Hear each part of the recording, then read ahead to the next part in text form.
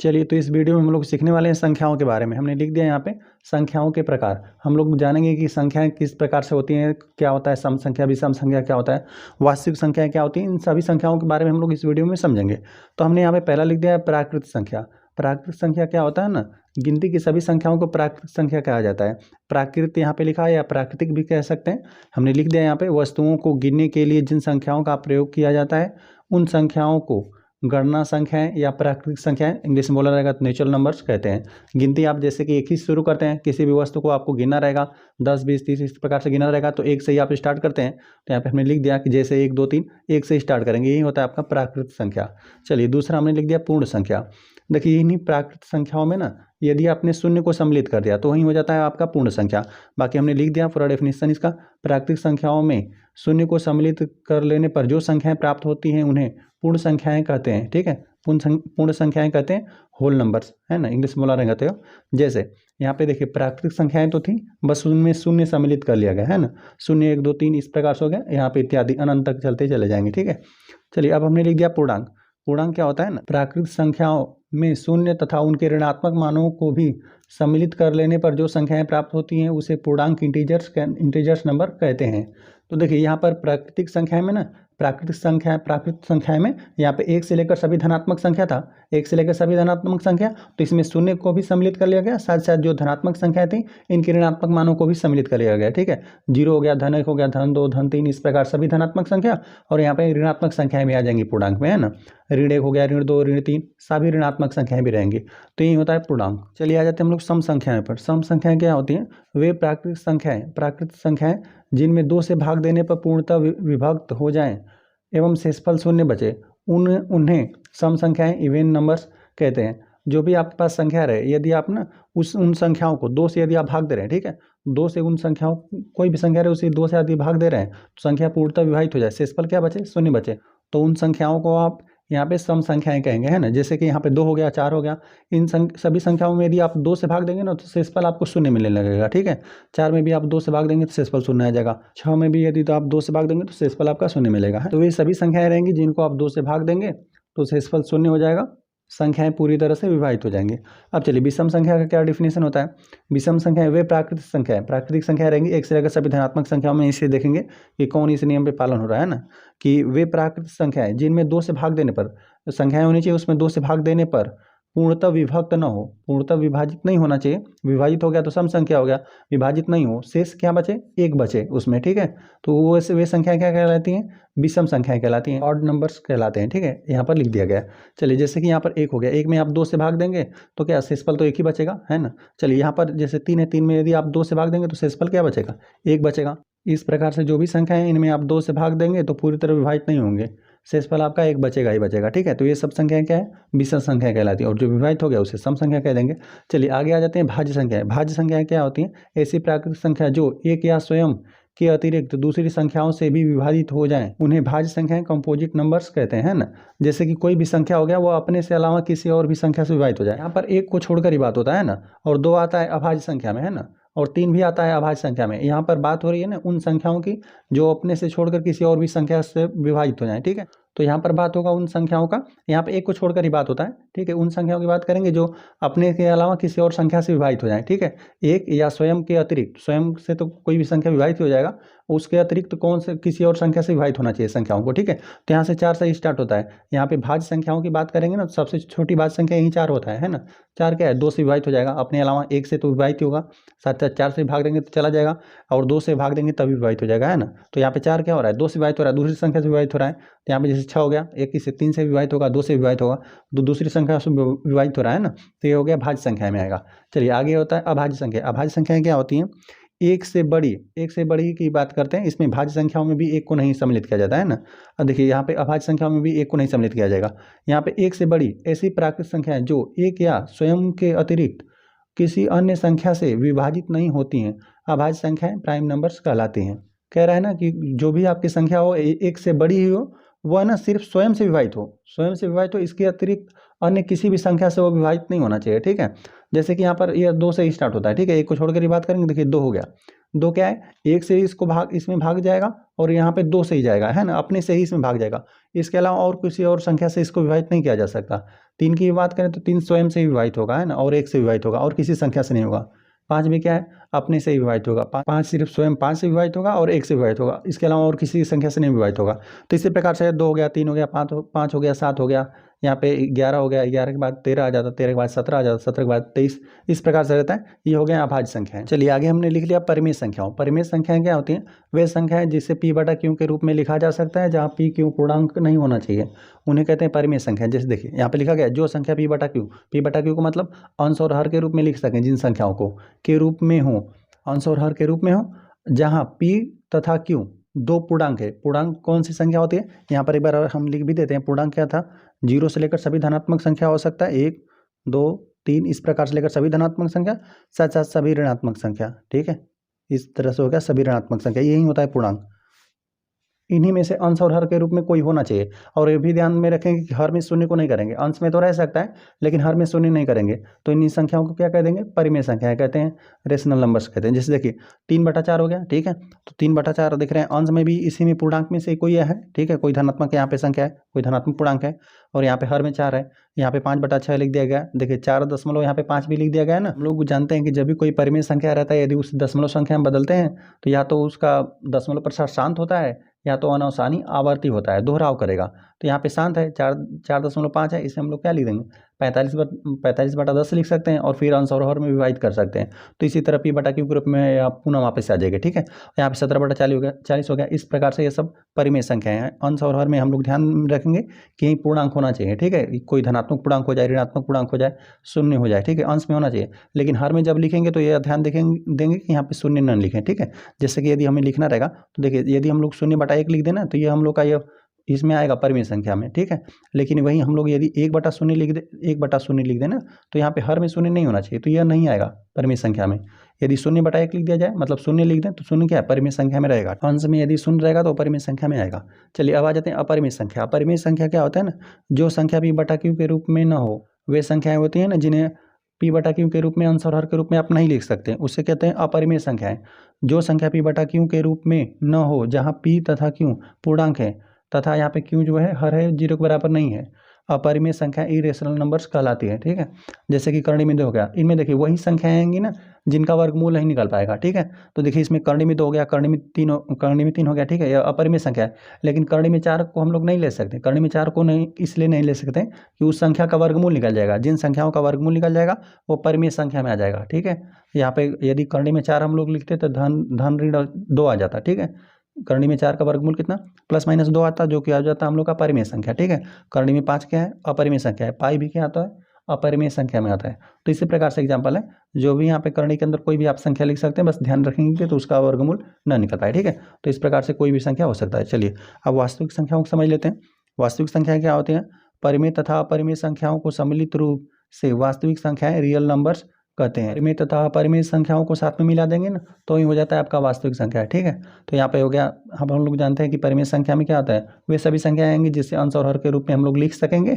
और इसमें देखिए अपरिमेय में क्या होता है, वही सभी संख्याएं रहेंगी जिसे अंश और हर के रूप में हम लोग नहीं लिख सकते हैं ना। और यहाँ पे अंश और हर में ध्यान देंगे कि यहाँ पे पूर्णांक होना चाहिए और वो भी हर में 0 नहीं होना चाहिए।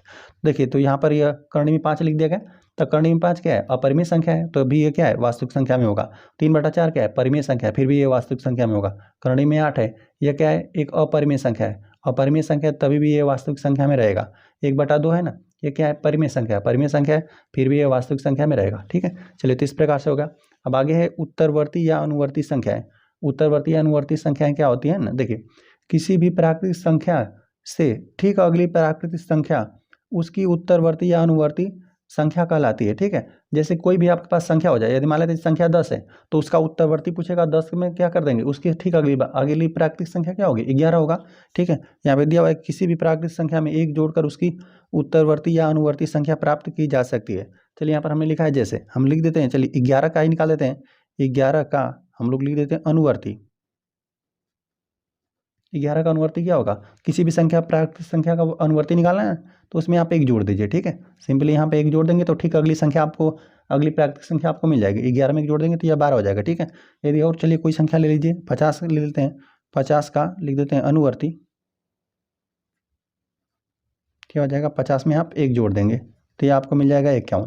इसी प्रकार से किसी भी संख्या का आपको उत्तरवर्ती या अनुवर्ती ज्ञात करना है तो उस जो भी आपकी प्राकृत संख्या है उसमें 1 जोड़ देंगे तो आपकी वो उत्तरवर्ती यहाँ पे 50 के ठीक अगली संख्या आपको मिल जाएगी, ठीक है, अगली प्राकृतिक संख्या मिल जाएगी। तो ये मिला आपका 51। तो इसी प्रकार से हमने समझ लिया अनुवर्ती संख्या है। चलिए अब यहाँ पर है पूर्ववर्ती संख्या। अब पूर्ववर्ती संख्या क्या होती है, किसी भी प्राकृतिक संख्या के ठीक पीछे की संख्या होती है, ठीक है। देखिए किस प्रकार से, किसी भी प्राकृतिक संख्या के ठीक पहली प्राकृतिक संख्या उसकी पूर्ववर्ती संख्या कहलाती है। यहाँ पे देखिए किसी प्राकृतिक संख्या में से 1 घटाकर उसकी पूर्ववर्ती संख्या प्राप्त की जा सकती है ना। जैसे कि एग्जांपल के लिए दिए यहाँ पर हम 10 ले लें, ठीक है, लिख देते हैं 10 का पूर्ववर्ती रहेगा, ठीक है। तो इसमें क्या करना है, एक आपको घटाना है। कोई भी आपके पास प्राकृतिक संख्या उसके ठीक पहले क्या रहा होगा, ठीक है, 10 है तो 10 के ठीक पहले क्या था, तो वही हो जाएगा पूर्ववर्ती। तो इसको किस प्रकार से ज्ञात करना है, 1 घटाकर, ठीक है। तो यहाँ पे 10 में से क्या कर दीजिए, 1 घटा दीजिए तो आपको मिला 9। 10 का पूर्ववर्ती प्राकृतिक संख्या क्या बना, 9 बना, ठीक है। इसी प्रकार से यदि हम लोग 50 ले लेते हैं, 50 का लिख देते हैं 50 का पूर्ववर्ती, 50 में से अब हम लोग क्या करना पड़ेगा, 1 घटाना पड़ेगा तो यह हो जाएगा 49। तो इसी प्रकार से किसी भी संख्या का पूर्ववर्ती निकालना है उसमें से एक आप घटा दीजिए उस प्राकृतिक संख्या में से। तो इस प्रकार से हमने सभी संख्याओं को समझ लिया। चलिए सभी संख्याओं को एक बार हम पुनः बता देते हैं। एक बार देखिए प्राकृत संख्या क्या होता है, हमने पहला पढ़ा, प्राकृत संख्याएं, गिनती की सभी संख्याओं को प्राकृत संख्या कहते हैं। गिनती आप यहाँ पे 1 से स्टार्ट करते हैं, किसी संख्याओं को गिनना यहीं से आप स्टार्ट करते हैं, 1 2 हो गया, 3 हो गया, ठीक है। इस प्रकार से 100 हो गया, लाख हो गया, 10 लाख हो गया, करोड़, आप जहाँ तक गिन पाएँ, ठीक है। यहाँ पे लिख देते हैं प्लस अनंत तक, ठीक है। ये हो गया आपका प्राकृत संख्या। और इसी में आप शून्य को सम्मिलित कर दिए तो हो जाता है आपका पूर्ण संख्या। यहाँ पर हम लोग लिख देते हैं पूर्ण, ये हो जाती है पूर्ण संख्याएँ। यहाँ पर इसमें बस शून्य को सम्मिलित कर दीजिए, ठीक है। शून्य हो गया, 1 हो गया, 2 हो गया, 3 हो गया, इस तरह से लाख, 10 लाख, करोड़ जो भी रहे, ठीक है। यहाँ पे प्लस अनंत तक हम लिख देते हैं। तो ये हो गया, बस इसमें उन्हें शून्य को सम्मिलित कर दिया, ठीक है। और फिर आ जाता है पूर्णांक। अब पूर्णांक क्या होता है, यहाँ पर लिख देते हैं हम पूर्णांक।